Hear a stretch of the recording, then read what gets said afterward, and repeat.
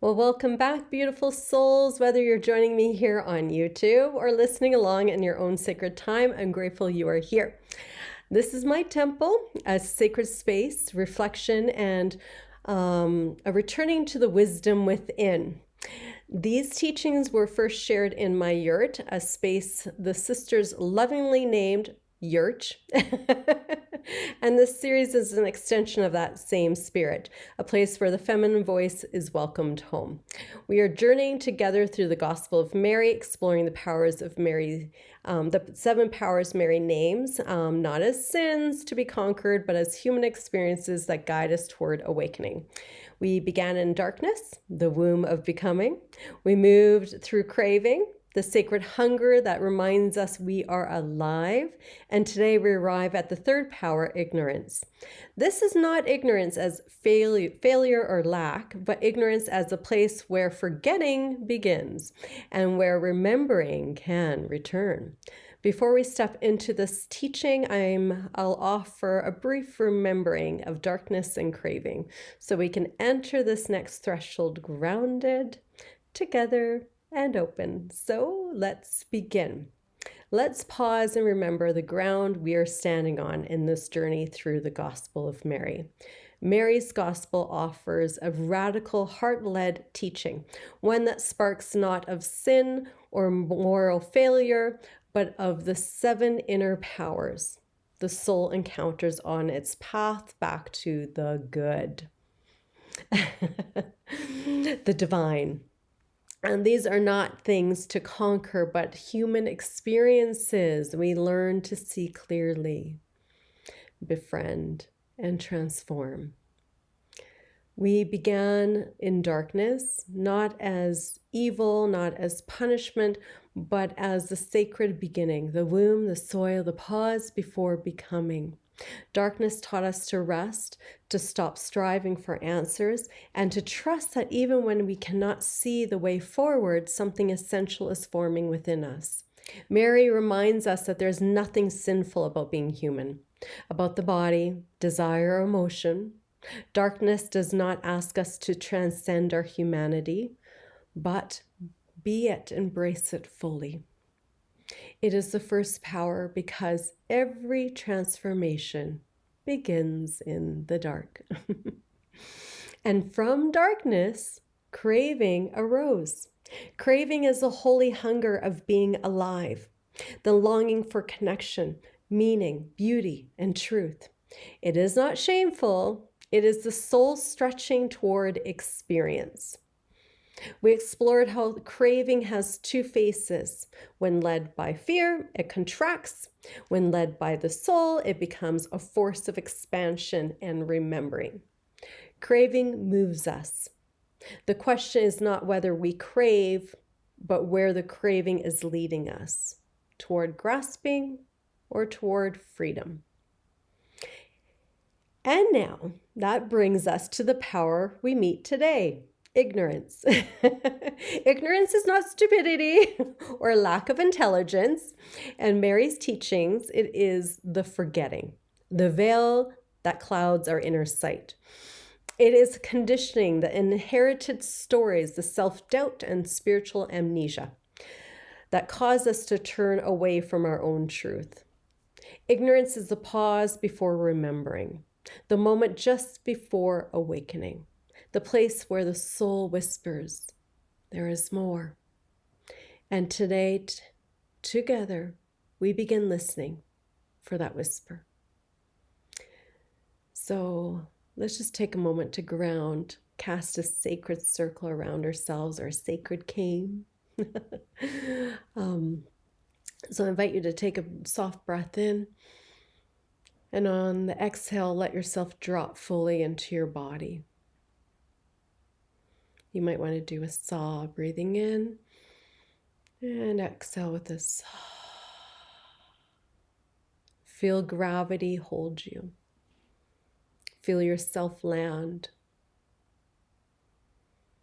You may want to take a second full breath in and exhale again with a saw, dropping down into the eye of your heart, the place of inner seeing.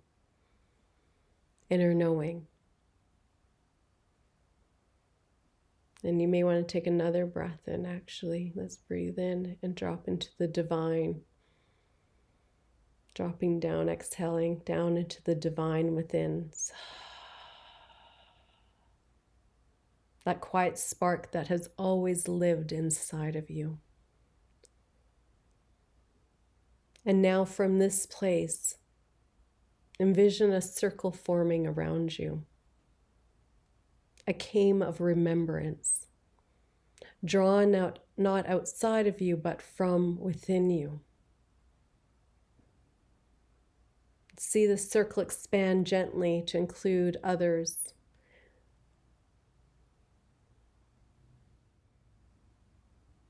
See the circle expand gently, a soft sphere of light, of protection and truth.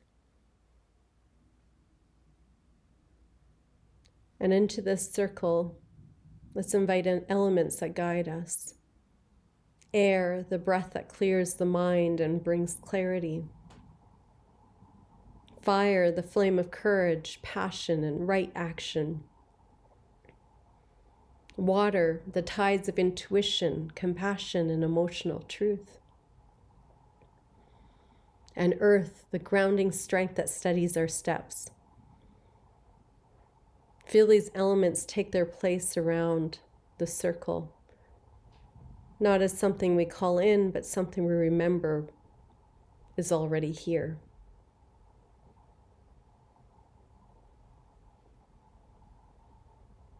Feel them settle. Feel the circle strengthen. You may want to place your hand on your heart and breathe into your center and softly say, I honor the temple within. I honor the temple within. I honor the temple within. The circle is cast. The came is open. We are held. We may begin.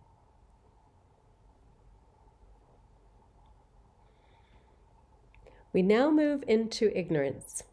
Yes. On that note, nothing like diving right in. Ignorance, the third power of Mary's path of remembrance. Ignorance is not stupidity, nor failure, or flaw. It is the forgetting, the veil placed over our inner sight. The inherited stories are passed down that cloud the truth of who we truly are. Ignorance is the moment before awakening.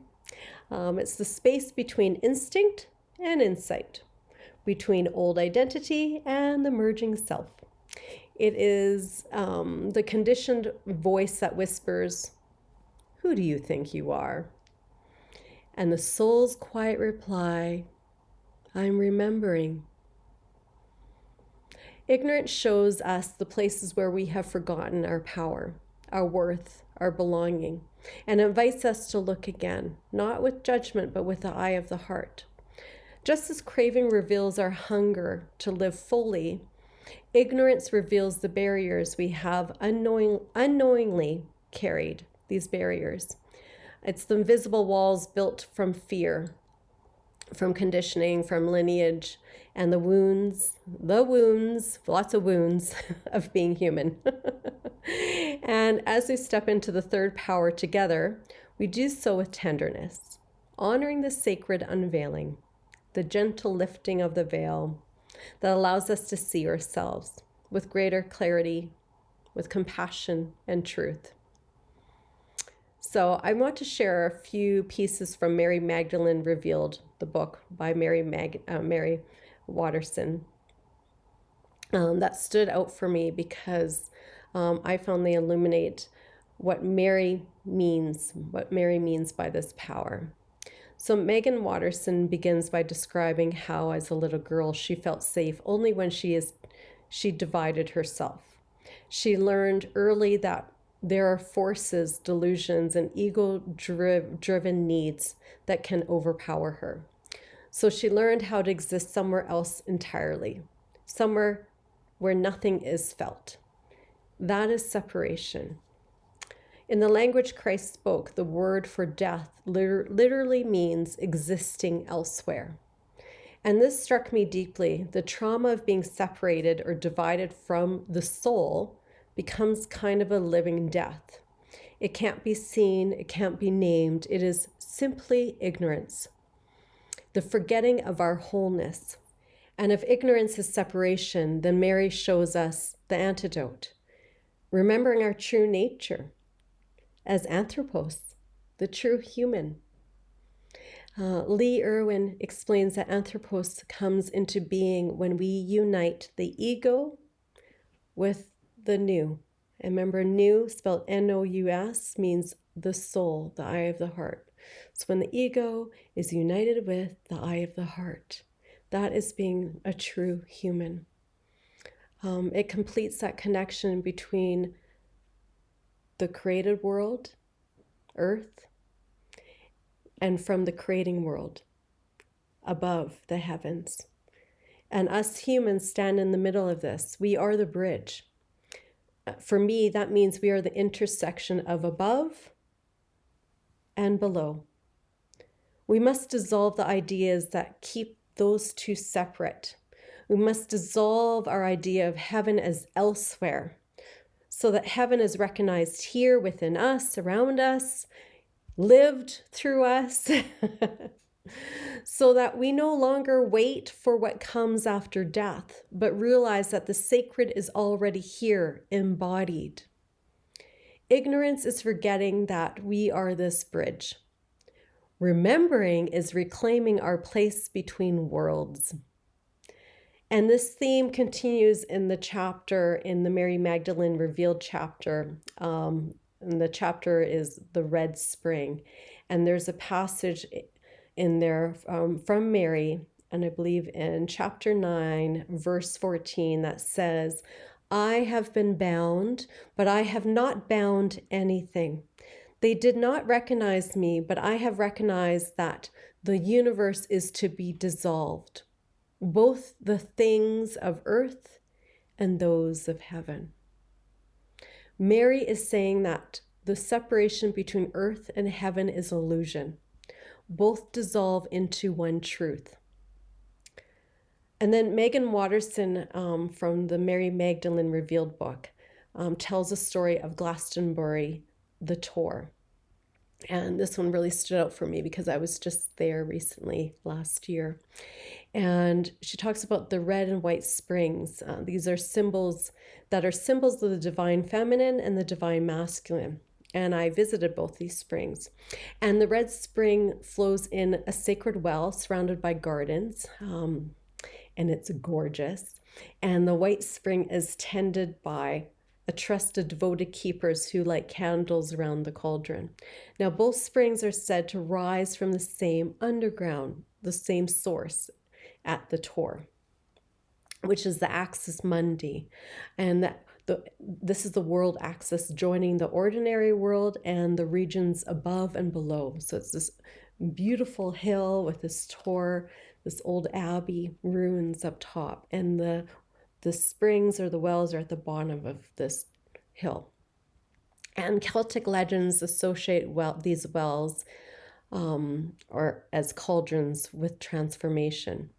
Alchemists worked with red and white elixirs, symbolizing the union of opposites, the sacred marriage, which they believed produced the philosopher's stone, the holy grail, the waters of everlasting light.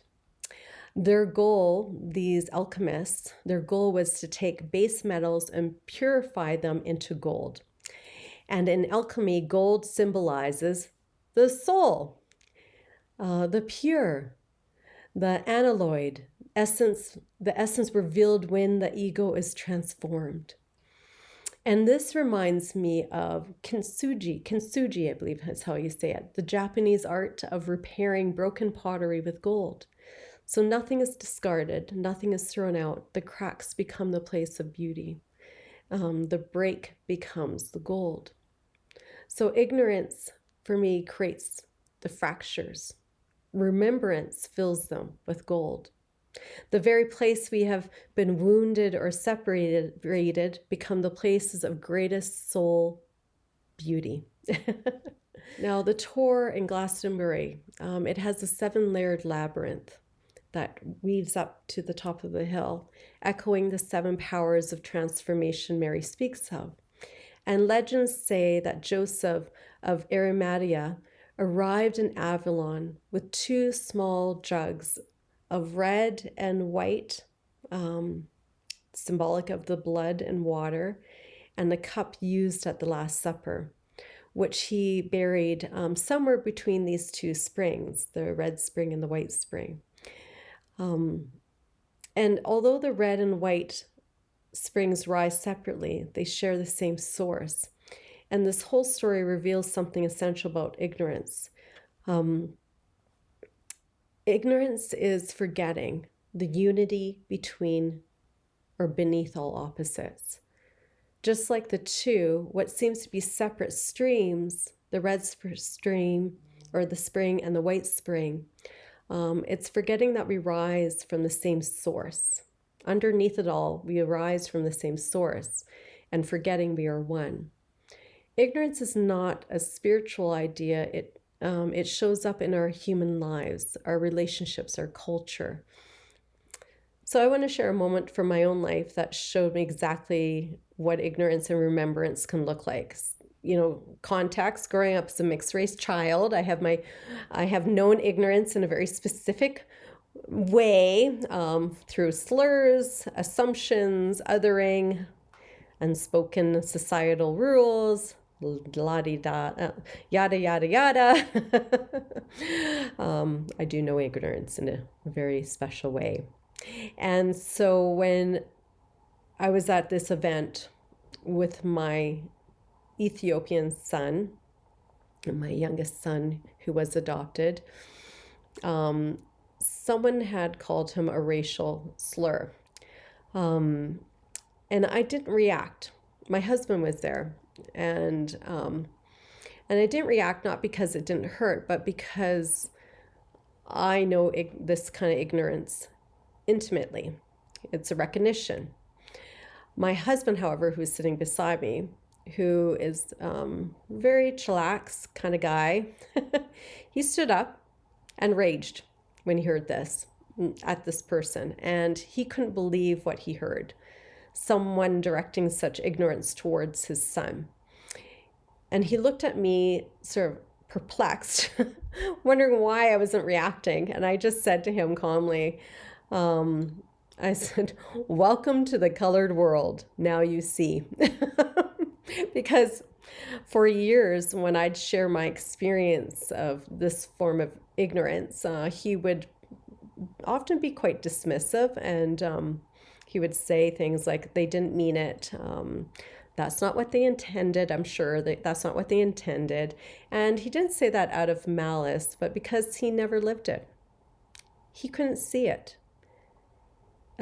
He existed in a different space, in ignorance, you know.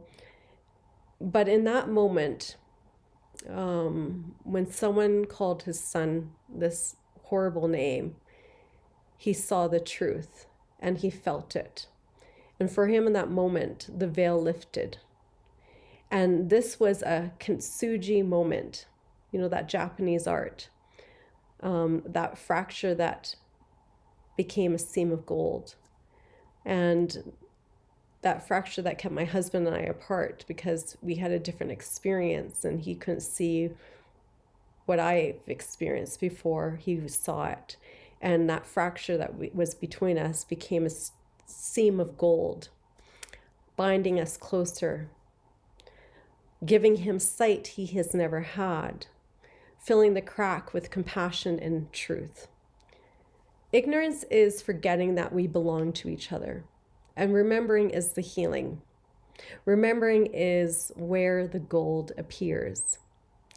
And in many ways, this moment with my husband felt just like the red spring and the white spring at Glastonbury. On the surface, they look separate, two different waters, two different colors, two different expressions, just like our truths seem separate. my lived experience of racism and his lack of exposure to it. But beneath the ground, the two springs rise from the same source. One underground river, one origin, one truth. And in that moment of remembrance, my husband touched the shared source. He felt what I had lived. He understood in his body what I had spoken so many times. And the separation dissolved. What looked divided on the surface was unified at the root. We were not two streams after all, just two expressions of the same deeper truth. And this is the heart of ignorance. Ignorance makes us believe we are separate. Remembrance returns us to the same source we share. The unity beneath our different lives, different truths, and different experiences. And that is the third power. So this might be a good time to pause and do a journal reflection as you sit with the third power of ignorance. And you might want to ask yourself, where in your life has a fracture become a seam of gold? Where you've had that kintsugi moment? What experience of separation or pain has over time revealed wisdom, compassion, or deeper truth? Or you might want to reflect, where have you forgotten yourself? And what are you beginning to remember? Good. So there are two sides of ignorance. This is the ignorance, the unconscious ignorance, which is ego. This is the ignorance that creates separation, inherited beliefs, unconscious bias, cultural conditioning, existing elsewhere, disconnection from soul, not seeing another's truth, not recognizing our shared source, or living from fear and illusion.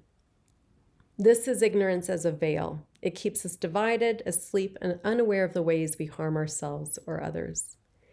And then there's the conscious ignorance. Two sides. Spirit.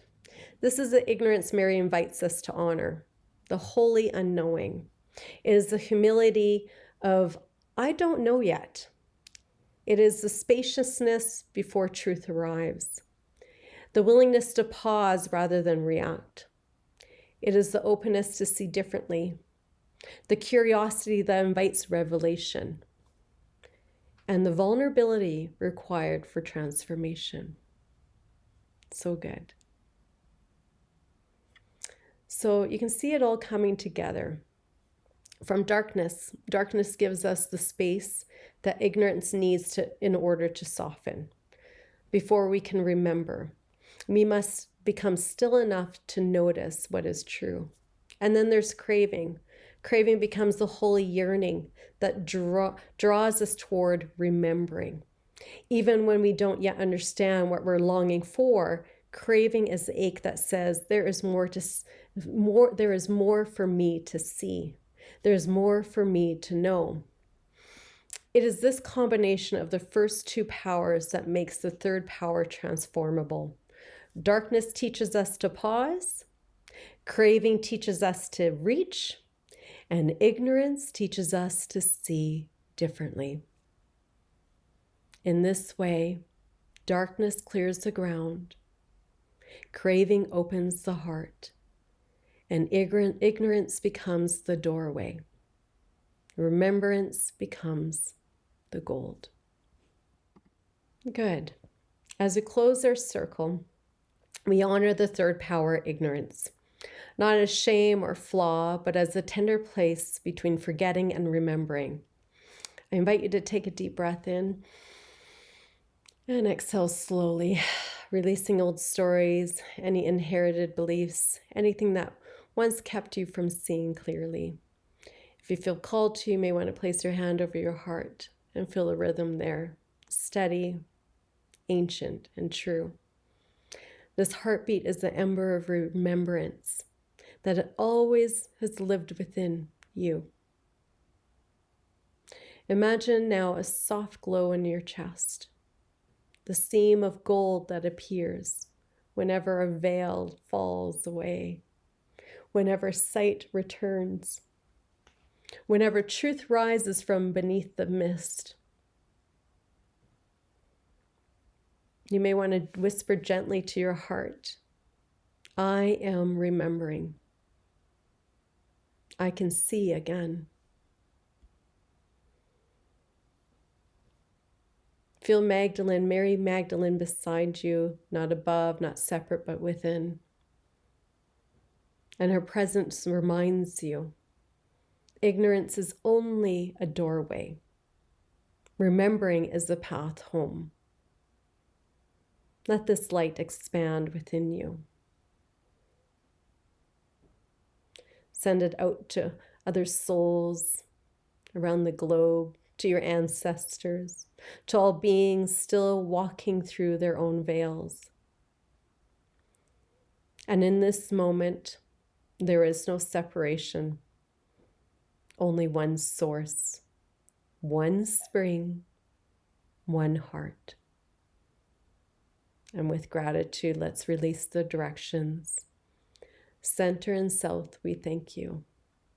Above and below, we thank you. Northwest, south and east, we thank you.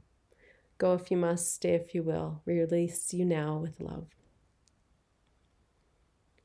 May the veils fall gently. May remembrance come softly. And may every fracture reveal its gold. And may the eye of the heart guide you home. And with these prayers that rest within our hearts, let's gently lift them and on our exhale, send them out to the world, to all who are in need of love and healing and clarity. Breathing out our prayers. May our prayers travel where they are needed most, and may they ripple outward in love. And may she be remembered. Our circle is open but unbroken. May carry the remembering within your hearts. Merry meet, merry part, merry meet again. Blessed be. Thank you for joining me, beautiful, magical souls. Mwah! Blessed be.